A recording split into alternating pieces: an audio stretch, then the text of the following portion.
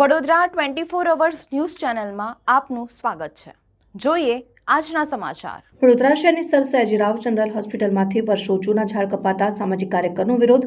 વડોદરા શહેરમાં આવેલી sir Sayajirao general હોસ્પિટલમાં નવીન બાંધકામની કામગીરી કરવાના કારણે વર્ષો જૂના અસંખ્ય ઝાડ કાપવામાં આવી રહ્યા છે, પરંતુ જોવા જઈએ તો એક ઝાડ કાપે તેની સામે 10 ઝાડ રોપવાના હોય છે।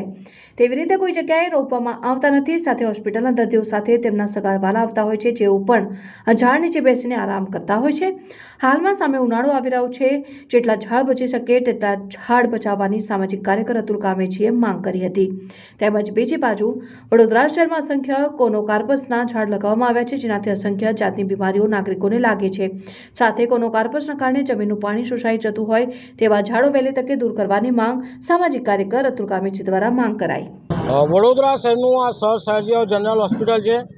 આ હોસ્પિટલમાં ક્યાંક નવીન કામગીરી થવાની છે, વિકાસ કરવાના નામે વિનાશ કરવામાં આવ્યો છે। આપ જોઈ શકો છો કે મહામૂલી વૃક્ષો જે 25-30 વર્ષ જૂના વૃક્ષો છે તે કાપવામાં આવી રહ્યા છે। તેમાં પણ આસોપાલવથી લઈને સારા સારા વૃક્ષો છે, જે મોટા મોટા છાંયડો પણ આપી શકે તેવા વૃક્ષો છે।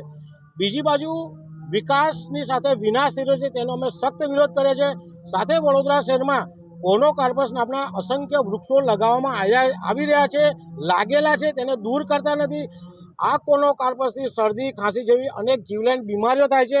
કોનોકાર્પસથી જમીનનું પાણી શોષાઈ જઈ રહ્યું છે, ત્યારે આવા વૃક્ષો દૂર કરતા નથી અને સયાજીરાવ હોસ્પિટલની અંદર વિકાસના નામે આ ઝાડો કાપીને વિનાશ કરી રહ્યા છે।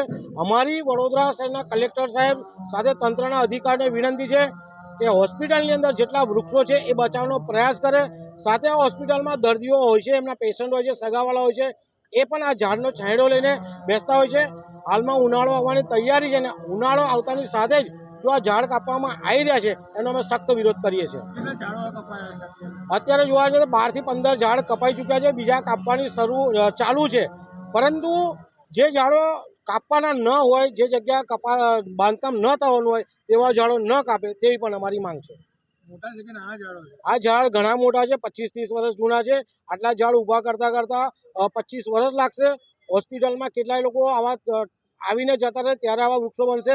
એક બાજુ સરકાર વૃક્ષો બચાવવાની વાતો કરે છે, વૃક્ષોનું જતન કરવાની વાત કરે છે, ત્યારે હોસ્પિટલમાં વિકાસના નામે વિનાશ થઈ રહ્યો છે તેવું દેખાઈ રહ્યું છે।